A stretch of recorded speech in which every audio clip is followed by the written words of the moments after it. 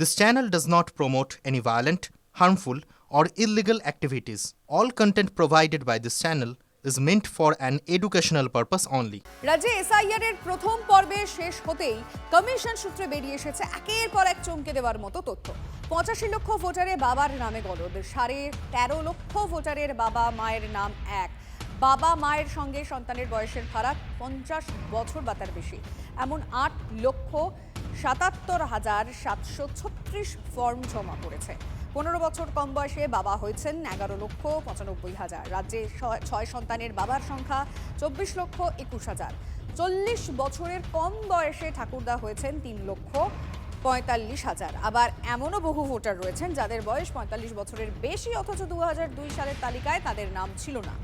এমনও 20,74,000 ভোটারকে চিহ্নিত করেছে নির্বাচন কমিশন। তার পাশাপাশি 13 লক্ষেরও বেশি ভোটারের লিঙ্গের তথ্যও অমিল ধরা পড়েছে এনুমারেশন ফর্মে। প্রয়োজনীয় ম্যাপিংয়ে চাঞ্চল্যকর তথ্য। কমিশন সূত্রে খবর, 1,67,45,911 ভোটারের তথ্য যাচাই করবে নির্বাচন কমিশন। বাড়ি বাড়ি গিয়ে এই তথ্য যাচাই করবে বিএলওরা। আর তারপরেও সন্দেহ থাকলে ডাক পড়বে শুনানিতে। সন্দেহ নেই, শুনানিতে সংখ্যাটাও থাকবে বিরাট। বাবার বয়স, মার বয়স, দাদুর বয়স, এই যে প্রোজেনিং যে ব্যাপারটা, এটা করে যাচ্ছে তাই।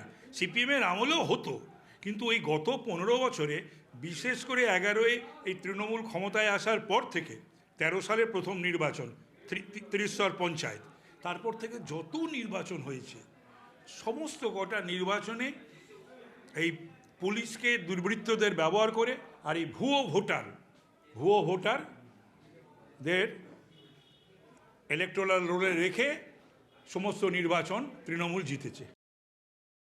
সে তো 2002-এর বিষয়। এটা এতদিন ধরে কি হচ্ছিল? আমরা তো বারবার বলছি এটা এত বড় বিষয় যে অনেকটা সময় দিয়ে ঠান্ডা মাথায় খতিয়ে দেখে করুন না। কে বারণ করেছে? 2001 সালের পর প্রায় 2 বছর ধরে একটা এসআইআর হয়েছিল, কিন্তু এখন তো অ্যাসাইনমেন্ট দিচ্ছে 2 মাসের মধ্যে করতে হবে, এত তাড়াতাড়ি করতে হবে। হ্যাঁ, এই করতে গিয়ে তো তখন যেগুলো ছিল তখনকার ভুল, সেগুলো যদি ভুল থেকে থাকে তাহলে ভুলটা ছিল কেন, দেখেনি কেন?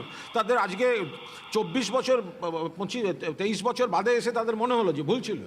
এসআইআর আবহে মৃত্যু শংসাপত্রে জালিয়াতি, পঞ্চায়েত থেকে উধাও ডেথ রেজিস্টার।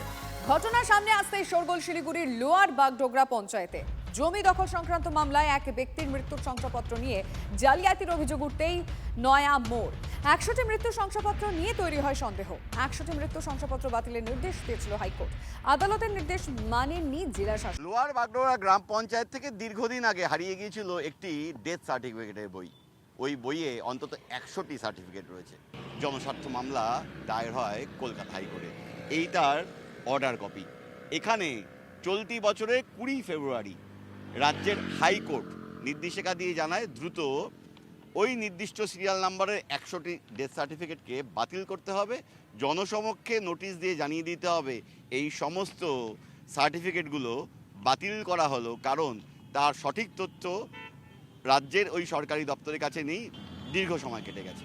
সেই সিরিয়াল নাম্বারের সার্টিফিকেটগুলোকে এখনও বাতিল বলে নোটিফিকেশন জারি হয়নি, অর্থাৎ আইনত এখনও বৈধ এই 100টি সার্টিফিকেট। আর ঠিক এই জায়গা থেকেই নতুন করে এসআইআর যখন রাজ্য জুড়ে হচ্ছে, তখন এগুলোর অসৎ ব্যবহার হতে পারে আশঙ্কা করে আবার নির্বাচন কমিশনে গিয়েছেন সেই ব্যক্তি নতুন করে টাকার বিনিময়ে কেউ এই সার্টিফিকেটগুলি যেখানে আছে সেখান থেকে সংগ্রহ করে নিয়ে তা ব্যবহার করতে পারেন এই ভোটার লিস্টে নাম তোলার ক্ষেত্রে। ক্যামেরায় দীপায়নের সঙ্গে প্রসেনজিৎ, TV9 বাংলা, বাগডোগরা। বাতিল হয়নি, আমার এখানে কোনো অর্ডার আসে এই ব্যাপারে ওনারা চিন্তা করছে যে হয়তো বাতিল করা দরকার, সত্যি অরিজিনালি বাতিল করতে হবে, তা ওনারা দেখবে। ওইটা আমাদের যেটা নির্দেশ দিবে আমি সেটা করব। এই অবস্থায় অভিযোগকারীর দাবি, পঞ্চায়েত থেকে গায়েব হয়েছে ডেথ রেজিস্টার। মৃত্যু শংসাপত্রের অপব্যবহার হতে পারে আশঙ্কায় কমিশনকে চিঠি অভিযোগকারী। স্পেশালি বলে দেওয়া হয়েছে কনসার্ন অফিসগুলো তো আলাদা করে জানাতে বলা হয়েছে। তো অদ্যাবধি জেলা প্রশাসন থেকে কোনো রকম নোটিফিকেশান খবর কাগজ মারফত হয়নি। ফলত কি দাঁড়ালো? ফলত যেটা দাঁড়ালো, সাধারণ মানুষ জানতে পারলো না এবং এটা বৈধ হয়ে থেকে গেল আর কি।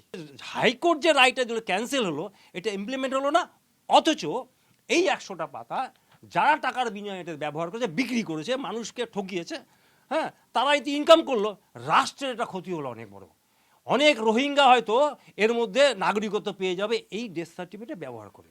আমি ইলেকশন কমিশন অফ ইন্ডিয়াকে 30শে অক্টোবর একটা চিঠি দিই, আমি আমার মতো বক্তব্যটা পেশ করি। মৃত্যু শংসাপত্র নিয়ে বিতর্ক হতে তীব্র কটাক্ষ বিজেপি। বৈধ কারণ এর পাবলিক নোটিফিকেশন নেই। এই সার্টিফিকেটগুলো বৈধ এবং এইগুলো নিয়ে যে যার মতন ব্যবহার করবে। কেউ এই প্রোজেনি ম্যাপিং এর ক্ষেত্রে এগুলোকে ব্যবহার করে দেবে। দুর্ভাগ্যজনক যে এই রাজ্যের মুখ্যমন্ত্রী হচ্ছে নষ্টের গোড়া। এনার ছত্রছায়াতেই সমস্ত এই পশ্চিমবঙ্গের অপরাধগুলো হয়ে থাকে। পশ্চিমী ঝঞ্ঝার জের ঠান্ডায় টান দক্ষিণবঙ্গে। 9 দিন পর 16 ডিগ্রির ঘরে কলকাতার পারদ। আজ আলিপুরের সর্বনিম্ন তাপমাত্রা 16.2 ডিগ্রি সেলসিয়াস। 14 থেকে 15 ডিগ্রির ঘরে মেদিনীপুর, পুরুলিয়ার তাপমাত্রা। দক্ষিণের চেয়ে ঠান্ডা বেশি উত্তরবঙ্গে। আজ 9 ডিগ্রির ঘরে কোচবিহার, আলিপুরদুয়ারের পারদ। কালিম্পংয়ের মতোই ঠান্ডা জলপাইগুড়িতে। সুন্দরবনের ডোরাকাটা দর্শন, পর্যটকদের মোবাইল বন্দি রয়্যাল বেঙ্গল টাইগার। আজমলবাড়ি 11 নম্বর জঙ্গলের কাছে বাঘের দর্শন। বাঘের সাঁতরে নদী পাড়ের দুর্লভ দৃশ্য ক্যামেরাবন্দি করেছেন পর্যটকরা। দেখুন সেই ছবি।